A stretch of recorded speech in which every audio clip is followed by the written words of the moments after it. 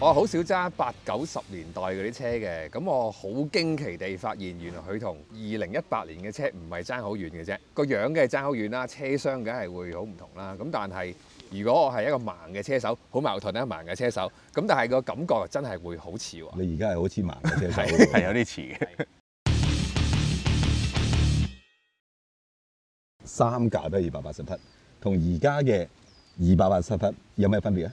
我就係想講呢樣嘢啦。我覺得佢280匹係非常足匹嘅，即係同而家好足稱。係啦，比較接近啲日本車比較，我就會講 STI 啦，即係大家都棍波。2.5咁其實爭少少啦容積，但係佢當然係 STI 少兩個缸啦。但係如果呢兩架車揸出嚟咧，俾我去一次個 A/B 比較咧，我覺得又唔係爭好遠，又馬力上係好接近喎。我唔知係以前嗰啲車佢係偷偷地加啲馬力落去啊，定係真係以前嗰啲日本車足匹啲啦？因為而家揸翻某一啲200零匹嘅日本車，你覺得冇咗30-40匹，但係呢三架咧真係280嘅感覺嚟㗎。係，我都覺得好強烈，嗰280匹都幾真啊！即係除非佢根本就唔止280匹啦。係咪有呢個可能性咧？其實網上邊嘅報道一路都話佢哋唔止280匹嘅。你講開 STI， 我又會講咧，即係其實個效率上咧，其實而家嘅車係比以前嘅車係高嘅。即係換言之，你好容易將油門變成一種好高嘅速度嘅。而家啲車講得俗套啲就係傻仔都揸得可以好快嘅。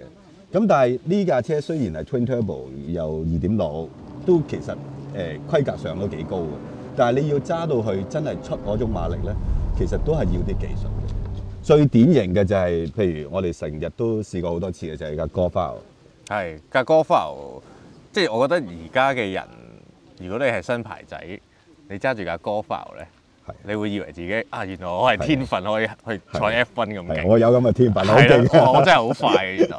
咁呢樣嘢係依家嘅車科技啦，咁佢成個 package 令到你好容易 handle 好多電腦、好多電子嘢搞嘅。咁同呢啲車比較咧，確實係嗰個分別真係幾明顯嘅。即係你揸你會覺得你係出汗啊，好緊張啊，同埋即係有 feel 嘅揸出嚟。如果你要揸得快，我覺得你要係摸索架車喺邊段嘅轉數係佢有最好嘅表現或者唔同嘅表現。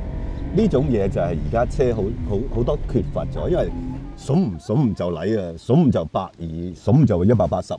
即係但係揸呢類車你要摸，慢慢摸我應該點揸，用邊個波段。就算行同一個彎，我用唔同嘅波段，我會有咩效果咧？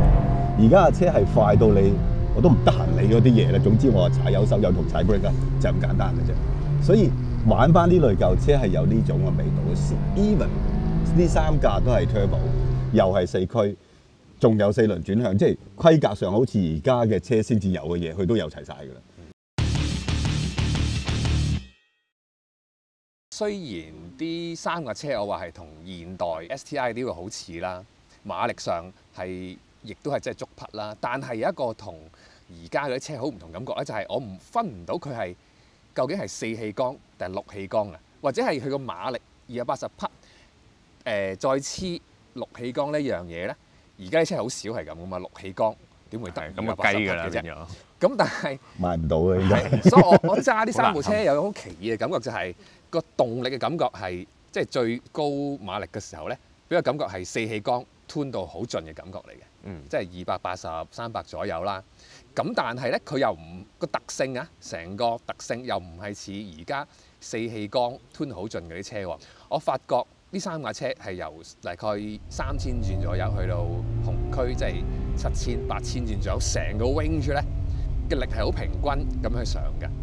而家車無論係4氣缸、6氣缸都好快嘅，但係咧佢轉速上得慢，但係可能每1000轉之間咧出嚟嗰速度變化咧又好大嘅喎。咁呢啲咧，我覺得係同而家差唔多馬力嗰啲4氣缸車咧係好唔同嘅，所以我有啲混淆啦。馬力又似係一個4氣缸 tune 到盡嘅車，但係感覺又似翻架6氣缸嘅車嘅喎。如果你叫我揀，我都係會揀6氣缸多過4氣缸嘅，因為你頭先講嘅某一種特性係同佢有6個盤係有關係嘅，即係有啲一格好似多咗好多力，一格多咗好多速度嗰種，但係你又睇得到佢一格一格一格咁上咧，呢個係多盤真係做得明顯啲嘅。即係4氣缸係你可以谷得好大，但係但係佢真係要用好快嘅轉速去谷嗰個馬力出嚟咯。咁佢本身氣缸夠多，CC 夠唔係太細，其實佢就可以慢慢而俾到力你咯。所以我自己個人係會中意多啲氣缸嘅車嘅。你話係無論係舊嘅或者係新嘅，係啦。但係新同埋舊去比較咧，我反而唔知點解開始中意呢一種感覺嘅六氣缸，因為我想去慢慢上，而家真係享受到成個好闊嘅 range。即係而家六氣缸、Benz、寶馬嗰啲咧，都係冇呢種慢慢上嘅感覺。其實係睇你效率問題嘅，係啊，即係因為而家玩緊嘅六氣缸，如果係加 turbo 嘅。你冇450、400匹、500匹，你根本賣唔到街嘅。係啊，你真係賣唔到街嘅。因為我個年代即係 GTR 32出個年代，其實佢哋日本廠已經玩緊 turbo 㗎啦。咁但係佢哋玩個 turbo 唔係而家嗰種嚟嘅，即係佢追求一種比較 linear 啲嘅特性嘅，所以佢啲 turbo 唔係真係咁牛頭咁大嘅 turbo 嚟嘅，即係佢反而係真係覺得你要令到啲力係出得好順。好自然，但係又有一定嘅 top power 嗰種感覺嘅。另外呢三架車有個好奇異嘅地方就係佢把聲啊，因為把聲咧好明顯係四氣缸嗰啲聲嚟㗎。即係而家嘅六氣缸，我唔知係咪專登而家 tune 到係咁，定係而家 tune 聲嘅科技高咗好多。咁而家六氣缸就係好明顯嘅係，即係有啲好沉嗰啲敲叫聲嘅。而家係好人工嘅，我唔知係人工定係點啊？定係呢三架係點樣？但係呢三架係真係四氣缸嗰啲聲係真係爛爛地啊，唔係好實啊、尖啲啊嗰種。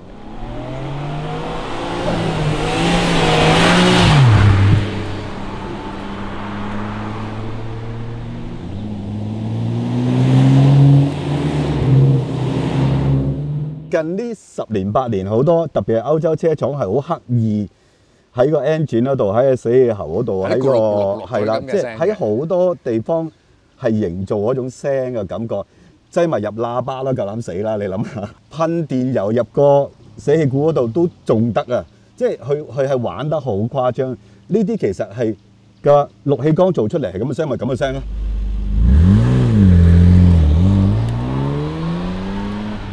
但我諗緊佢以前寶馬直六都唔係咁嘅聲㗎嘛。其實有啲似嘅，寶馬再實少少，舊嘅直六嘅聲再實少少。我又覺得嗰陣時寶馬唔係刻意做嘅，因為聲嗰樣嘢唔係單止死氣喉嗰度搞嘅，佢個 engine 裏邊 firing 嗰個 sequence 嗰個曲軸嗰個設計都係有啲關係嘅。咁所以係真係唔同引擎就係唔同引擎，即係唔同引擎就係唔同聲咯，咪就係咁嘅特性咯。咁而家唔係啊，咩引擎都係嗰種聲咁啊，可以做到。可以做到好似你想要邊隻馬莎聲定寶馬聲都做到噶嘛，其實，所以又唔一樣嘅。呢幾架我接受到，你接受到。咁呢幾架確實係比較容易接受嘅，即係無論空間啊、舒唔舒服啊嗰啲，都係比較容易接受。其實3代嘅 GTR 成個 packaging 都唔算差嘅，你唔會有啲咩投訴。去到33就更加離譜嘅，33嗰個後座係大過，我直頭覺得大過而家啲3係 coupe 嘅，一定大過86啊！86唔好講啦。所以你平時揸你有幾困難咧？揸呢一類車，即係唔同你再揸舊啲嘅日本車，你會發覺佢有好多不足。但係揸呢架你咪少咗藍牙咯，其他冇乜嘢都得嘅。所以我想破一個 myth 啦，大家都講到。GTR 啊嗰啲或者以前日本車咧，全部都係好難揸。開 turbo 嗰陣時咧，或者開咩 tech 嗰陣時咧係好癲噶嘛。但係我發覺呢三架唔係喎，有揸開棍波車嗰啲，可能唔使揸300匹添啊，揸200匹棍波車跳上呢架度，咁又係好順利咁樣開喎。軚盤唔係特別重，腳踏有樣都正常。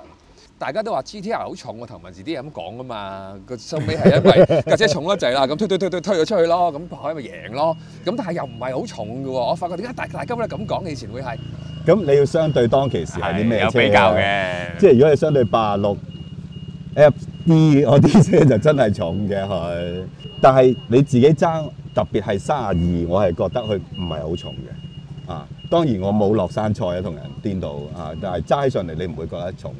但係去到33，你又覺得真係重咗嘅喎。咁去到34，佢都係重咗，但係冇嗰種33稍為有嘅嗰種笨重少少嘅感覺。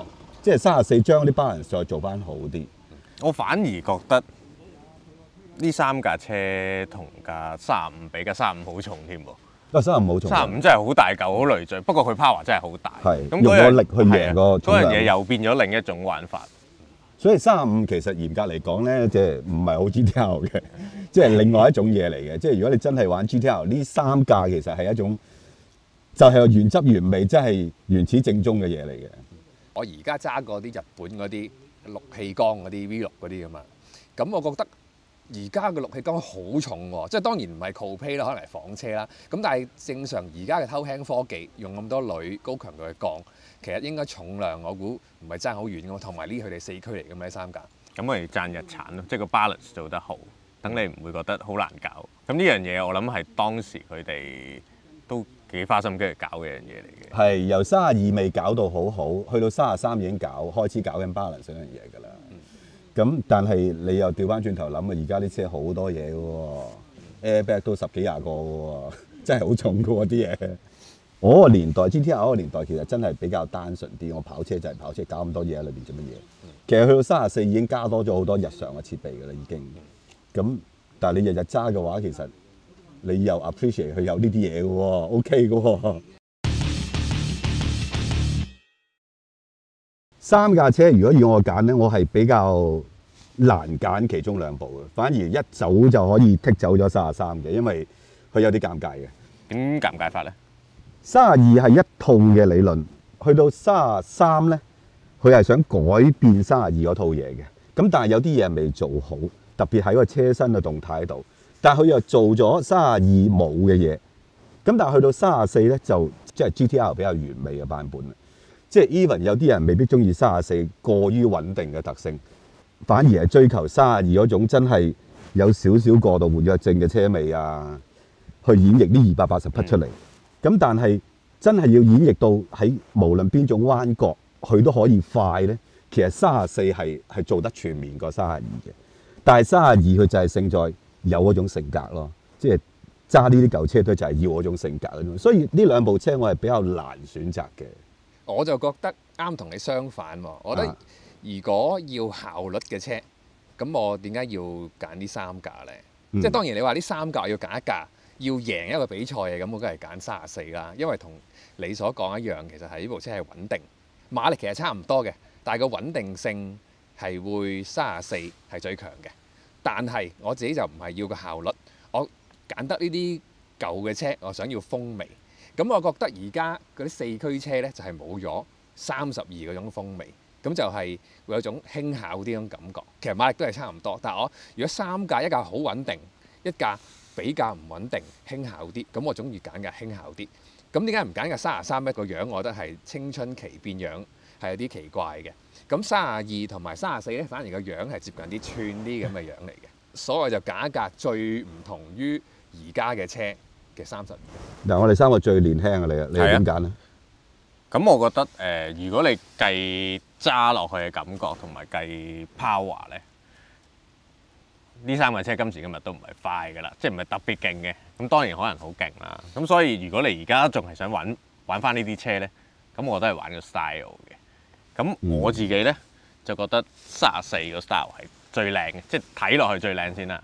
咁點解咧？因為我覺得佢嗰種線條咧，即係都幾機械人啊，好日本漫畫嘅，係幾有氣勢嘅。即係 GTR 係應該有氣勢㗎嘛。咁我揸落，我唔覺得3部喺 power 上分別好大啦。咁當然頭先你哋講嘅由32去到33去到34個車架係一路咁樣變得 firm 啲，再實淨啲。咁呢樣嘢好明顯嘅。咁但係如果真係要揀咧，我俾錢出嚟玩依家，又唔係買架最快嘅車，咁我梗係買架我覺得最有型嘅車嘅34。果然後生仔係揀有型。我哋咁樣講會唔會搞到33嗰啲價錢係咁跌晒咧？應該唔會嘅。不過33個價錢不嬲都唔係太高嘅。